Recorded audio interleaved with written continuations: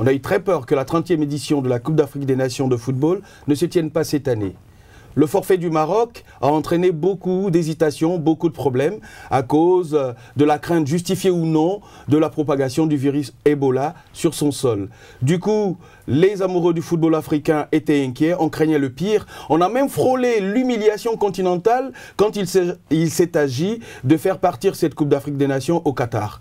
Et puis, la Guinée équatoriale a dit, comme Zorro, je suis là, yes we can. We can 2015, nous ferons la CAN 2015. Mesdames et messieurs, bonsoir. Vous êtes sur Stade Afrique 24, la référence sportive de la télé africaine. J'ai à côté de moi Julien Houry, Cyril Lemba, pour faire un tour d'horizon sur les 16 qualifiés de la CAN. Bonsoir messieurs.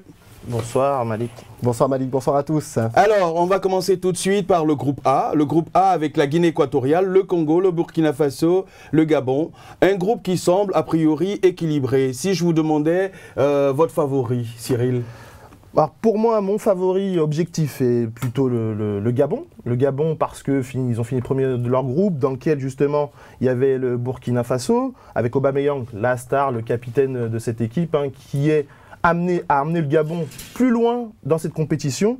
Donc pour moi, le Gabon est un favori, le favori objectif. Après, mon favori, et le petit trublion de ce groupe, pour moi, serait plutôt le Congo. Le Congo. D'accord avec ça, Julien? Assez d'accord, mais je reconnais quand même que le Congo, moi, me paraît bien armé pour être dans les deux dans ce groupe. Pour la même raison, je vois aussi le Burkina. Question d'expérience, ces deux équipes ont quand même ces dernières années bien avancé. Le Burkina en particulier lors de la dernière CAN en arrivant en finale.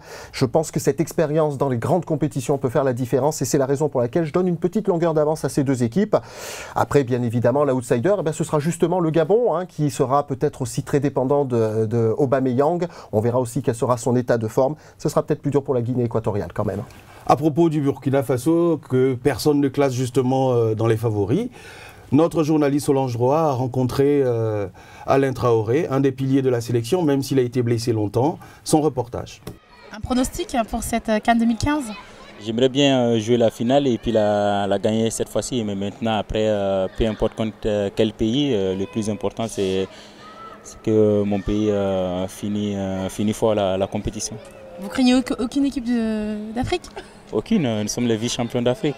Déjà, il n'y a pas les champions, donc c'est nous les champions de cette Coupe d'Afrique. Donc voilà, maintenant, ce ne serait pas facile, voilà, c'est une autre compétition, c'est à nous de bien se préparer et le plus important d'arriver tous prêts pour relever les défis. Alors le Burkina champion d'Afrique, vous y croyez Julien? J'y crois. J'y crois parce que cette équipe-là a commencé sa CAN 2015 le jour de la finale de la CAN 2013. Ils n'ont vraiment pas apprécié la manière dont ils ont perdu contre le Nigeria. Ils se voyaient presque plus forts sur ce match-là, en tout cas, où ils avaient vraiment de vraies prédispositions à pouvoir gagner cette CAN. Et depuis ce jour, ils se sont mis en tête qu'ils allaient gagner la prochaine CAN. Ils ont une énorme confiance en eux. Alain Traoré l'a prouvé dans cette interview où on voit vraiment qu'il y a une très très grande confiance en ce groupe. Il a pris 2 ans également d'expérience supplémentaire. Ça peut être une des grandes équipes que l'on peut attendre dans cette CAN, selon moi. Oui, mais il faut dire que les cadres du Burkina, justement, ne sont pas très en forme. Alain Traoré a été longtemps blessé. Jonathan Pitroapa, qui joue dans un championnat qui n'est pas très coté. Je présume que Cyril n'est pas d'accord. Vous présumez bien Malik, je ne suis pas du tout, mais pas du tout d'accord. Pour moi, le Burkina n'a concrètement, pour moi, de ce groupe-là en plus, le Burkina pour moi ne sortira pas du groupe. Pourtant, ils ont de l'expérience, mais non, pour moi, ils sortent pas. Entre Pitroapa qui est perdu, se perd effectivement aux Émirats Arabes Unis, au club d'Al Jazeera, Bakary Koné qui fait le bonheur de Lyon, enfin les supporters de Lyon apprécieront, non, il est souvent remplaçant avec l'OL. Ensuite, Alain Traoré, on ne sait jamais quand il joue surtout en début d'année, mais là cette année il a été blessé en début de saison. Donc pour moi, le Burkina ne passera même pas cette poule. Et je mise, je répète, sur le Congo, Gabon, Congo et mon ticket gagnant. Le Congo parce que Claude Leroy, 8e CAN, grosse expérience. Le Congo va être porté par une ferveur populaire car ça fait 15 ans qu'ils n'avaient pas fait la CAN. Et là, ils y reviennent avec tout un peuple qui va être derrière eux. Sans oublier, ils ont un milieu de terrain performant avec Ndinga qui jouait à l'époque à Monaco, qui est aujourd'hui à l'Olympiakos, Onyangé qui est à Reims, et Malonga qui a fait le bonheur de Nancy de Pablo Correa à l'époque et qui aujourd'hui joue en Suisse à Lausanne. Donc moi, pour ces raisons-là, je ne vois pas du tout le Burkina, je vois plutôt le Congo. Et en plus, vous n'avez peut-être pas encore écouté, mais l'hymne national de l'équipe du Congo s'appelle Dribble Facile.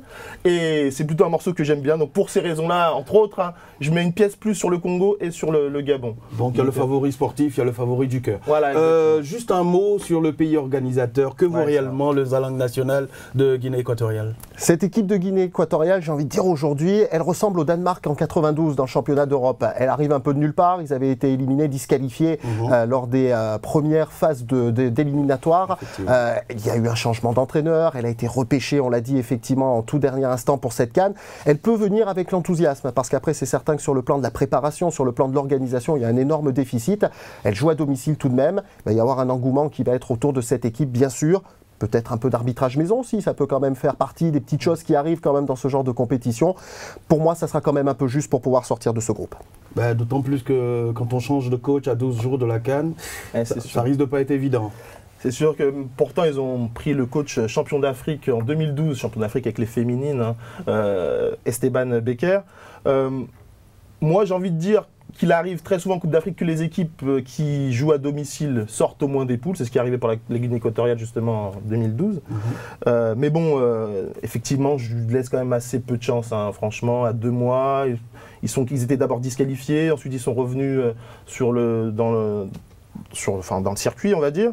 Donc pour moi, effectivement, ça va être difficile, très difficile pour la Guinée équatoriale. Mais bon, il y a toujours des surprises dans le football, mais ça sera quand même très difficile. L'arbitrage maison, peut-être. À présent, nous allons parler du groupe B. Groupe B avec la Zambie, la RDC, la Tunisie et le Cap-Vert. Un groupe a priori équilibré.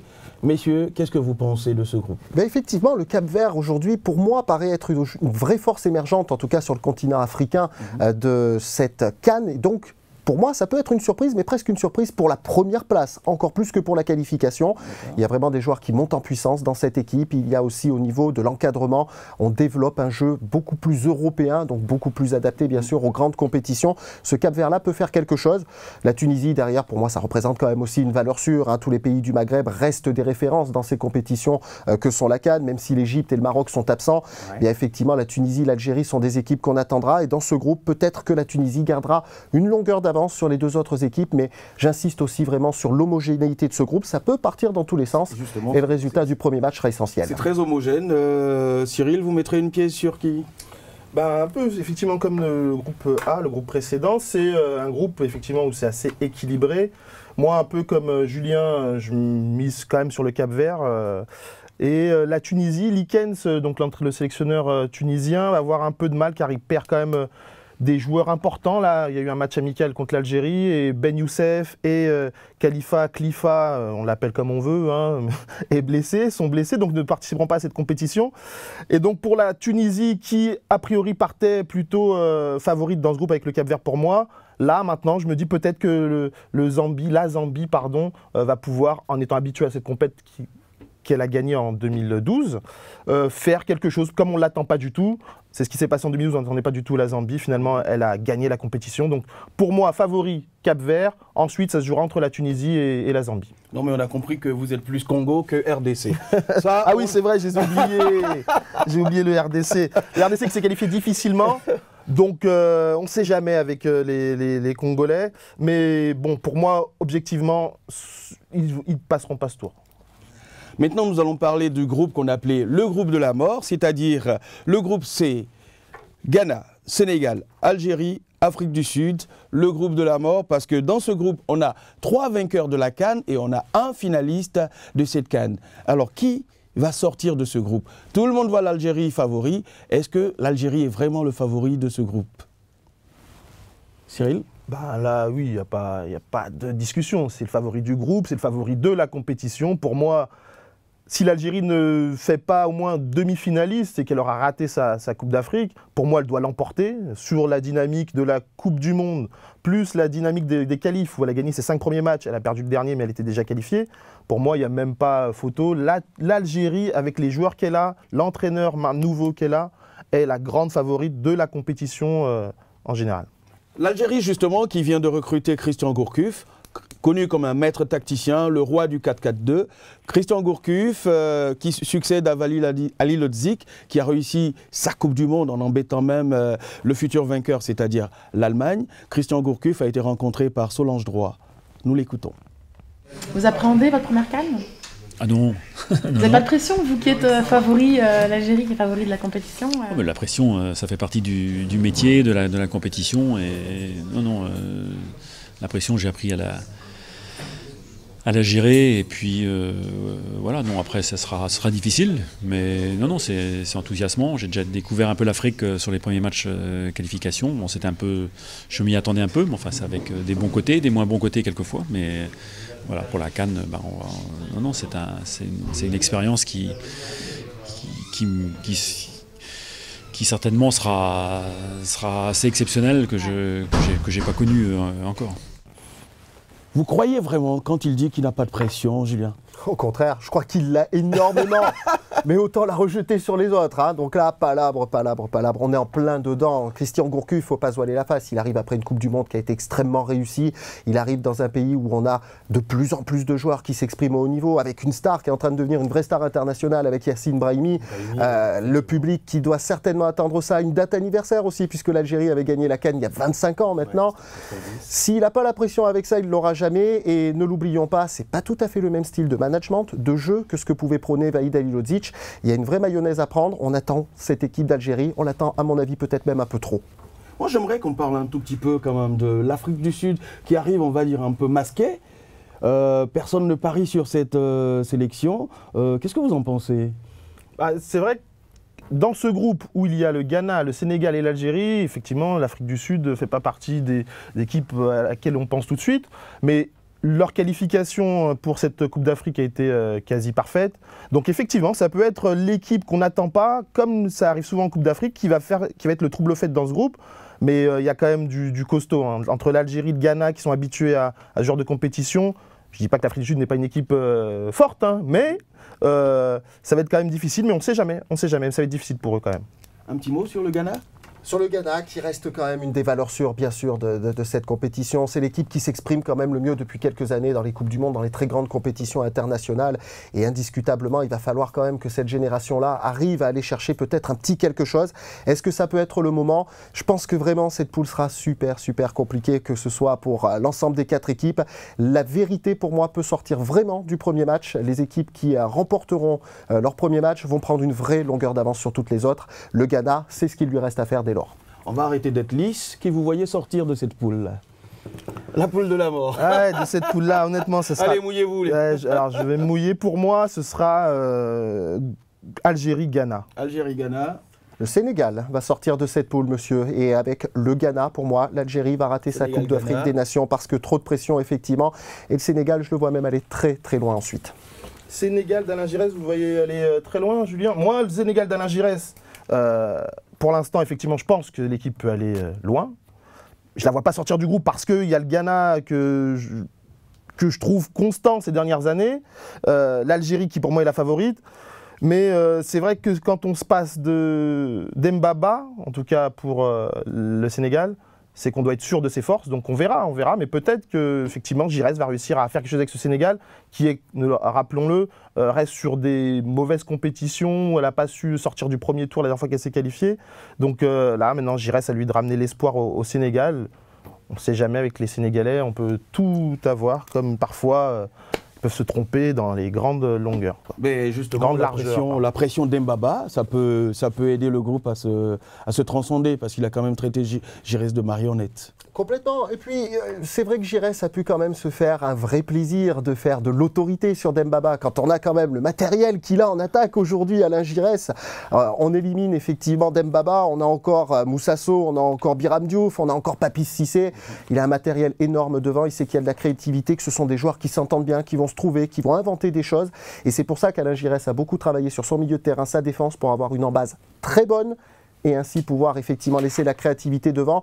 Si la mayonnaise prend devant, ce Sénégal, j'en suis convaincu, ira très loin dans cette compétition.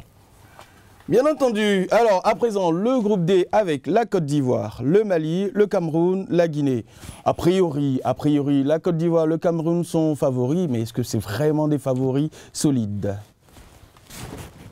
J'ai envie de répondre, peut-être bien que oui, peut-être bien que non, mon capitaine. Pourquoi? Parce que je pense que la Côte d'Ivoire... Vous serez pas un peu normand?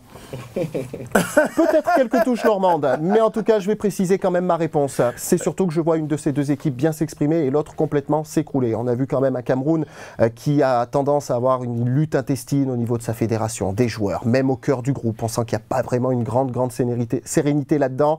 Samuel Eto'o est plus là pour cacher, entre guillemets, la forêt assez jungle, j'ai envie de dire, et très sauvage qui existe autour de cette équipe du Cameroun. Donc pour moi, je pense que le Cameroun, avec un groupe où on retrouve en plus le Mali et la Guinée qui peut tirer son épingle du jeu, va certainement avoir du mal, principalement à cause de cette histoire d'ambiance. Pour la Côte d'Ivoire, j'ai là par contre une analyse totalement différente, puisque cette Côte d'Ivoire-là, je la vois aussi parmi les favorites. La génération dorée arrive tout doucement, un petit peu au bout du bout. Oui, mais qui n'a rien gagné. Hein. Et qui n'a encore rien gagné. Et on le sait souvent, ces équipes qui ont des générations dorées, eh bien c'est au moment où cette génération s'éteint, au moment où quelques forces vives viennent un petit peu apporter des choses, qu'elles s'expriment véritablement. On a le chef d'orchestre avec Yaya Touré, on a Kolo Touré qui revient en défense et qui va certainement manager au feu les 4 qui seront sur cette ligne de défense. On a également Bakary Kopa dans les buts qui est en train de s'exprimer en Europe maintenant à Lokeren. Donc il est en train de trouver aujourd'hui, on va dire, une régularité. Et devant, il y a encore là aussi, on revient à ce qu'on disait un petit peu tout à l'heure avec le Sénégal, il y a encore une fois une surface offensive exceptionnelle qui existe. C'est peut-être la bonne, paradoxalement. Qui vient de signer à City. Ouais, qui aura peut-être paradoxalement d'ailleurs un peu trop la tête justement à City. Voilà, il a eu sans doute grillé peut-être un peu d'énergie dans tout cela, mais il y a encore beaucoup de monde autour. Et vraiment, c'est une liste d'attaquants assez impressionnante. On a des styles différents. La Sina Traoré peut venir faire le point d'appui, on peut tourner autour de lui. Il y a une surface de solutions qui sont proposées à Hervé Renard qui est très importante. Et n'oubliez pas, Hervé Renard aura ressorti aussi la chemise magique. Un peu pour Cyril. Palabre. On parle du Cameroun qui est meilleur sans Eto'o. Est-ce que c'est votre avis, Cyril? Bonne question. Très bonne question. Heureusement, je suis là pour ça. Heureusement. Mais pour moi, le Cameroun, comme la Côte d'Ivoire d'ailleurs, sont similaires sur un point. Elles abordent cette compétition sans l'un des joueurs majeurs de la décennie précédente, de la décennie actuelle.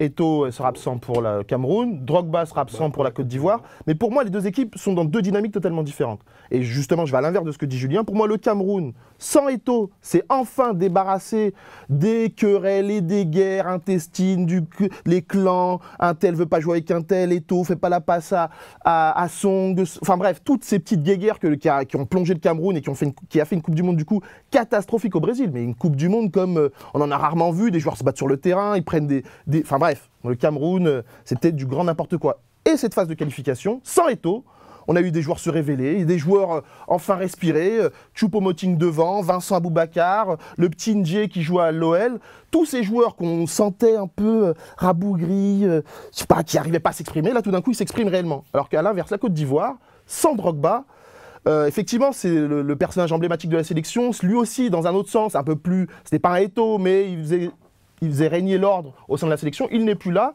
Pareil, il y a des petites guéguerres qu'on ne connaissait pas dans le grand public, mais qui étaient connues à l'intérieur du groupe entre les pro-Drogba et les anti-Drogba, ou les pro-Touré, voilà exactement. Aujourd'hui, la Côte d'Ivoire a fait une campagne de qualification très compliquée. Hein. Sans le match avec le Cameroun, où tout d'un coup, ils se sont arrangés, entre guillemets, hein. Bien sûr, on n'a pas de preuves, donc on ne va pas crier... mais on l'a vu. Mais on l'a vu sur le terrain. Voilà, sur les 3 dernières minutes. On est d'accord. Et donc, c'est qualifié très difficilement pour cette CAN, portant une deuxième place, mais très difficile. Donc pour moi, le Cameroun sans Eto'o, pour résumer un peu ma pensée, le Cameroun sans Eto'o est plus fort. Est-ce qu'ils feront une grande compétition? Je ne sais pas. Moi, tout ce que je demande au Cameroun sur cette compétition, c'est au moins de montrer que c'est un grand pays de football, qu'ils sortent des poules, et ensuite on verra. C'est tout ce qu'on peut leur demander, étant donné le niveau dans lequel ils sont, et dans quelques années. Pour moi, le Cameroun a une Coupe du Monde, une CAN en 2019, que cette génération-là, ils ont à peu près la vingtaine, si dans 4 ans, elle peut être suffisamment forte pour gagner la Coupe d'Afrique à domicile, ça serait parfait. Et pour la Côte d'Ivoire, qui est l'autre favori du groupe, Hervé Renard a l'expérience de la CAN. Hervé Renard sait comment aborder ce genre de compétition. Il l'a eu en tant qu'adjoint de Claude Roy avec le Ghana, il l'a eu avec la Zambie, et il l'a gagné. Donc il peut, même malgré la campagne de qualification difficile, il peut ressouder ce groupe et arriver quelque part dans cette compétition. Mais pour moi, il ne faut pas oublier le Mali. Le Mali qui fait quand même 3e sur les 2 dernières CAN. Justement. Donc il ne faut pas les oublier non plus. C'est un groupe aussi très très compliqué, aussi compliqué que le groupe de l'Algérie, Sénégal, Ghana. Voilà. Donc ça va être difficile pour tout le monde. Pour moi, si vraiment je dois mouiller, mon favori du groupe, ouais, Cameroun-Côte d'Ivoire par la force des choses. Parce que s'ils jouent réellement à leur Plus niveau... par leur renommée que par leur qualité. Ils ont les joueurs de qualité pour sortir de ce groupe. Et s'ils jouent réellement tous à leur niveau, ils peuvent effectivement sortir du groupe. Mais voilà, je n'ai pas envie d'enterrer le Mali non plus. Enfin, c'est compliqué de pronostiquer, mais je me mouille Cameroun-Côte d'Ivoire. Alors, on va se mouiller, on arrive à la fin de notre émission. On va se mouiller une bonne fois pour toutes. Vous voyez une finale Le Sénégal en finale. contre. Pour moi, le Sénégal en finale, je les vois vraiment très bien dans cette compétition, progresser, s'améliorer. Ils sont par contre effectivement dans cette partie basse du tableau, parce que c'est vrai que s'ils arrivent à sortir de leur poule, et ben en plus derrière ils vont se prendre ceux du groupe D, ça sera compliqué. Donc pour moi ils vont avoir vraiment une grosse montée en puissance. De l'autre côté, peut-être un petit peu plus compliqué. Le Burkina peut faire valoir, selon moi, son expérience effectivement pour essayer d'aller jusqu'à la finale. Ce sera peut-être là aussi quand même un petit peu juste. Je vois surtout et avant tout le Sénégal, Malik, un peu plus ouvert dans l'autre partie de tableau pour moi. Donc Sénégal, peut-être Burkina. Peut-être Burkina. Cyril? Donc moi je vais rester sur l'Algérie, qui pour moi sera en finale. Mais c'est vrai que comme le Sénégal, ils sont dans une partie où dès les quarts de finale, il y aura une grosse équipe. En demi, il y aura une grosse équipe.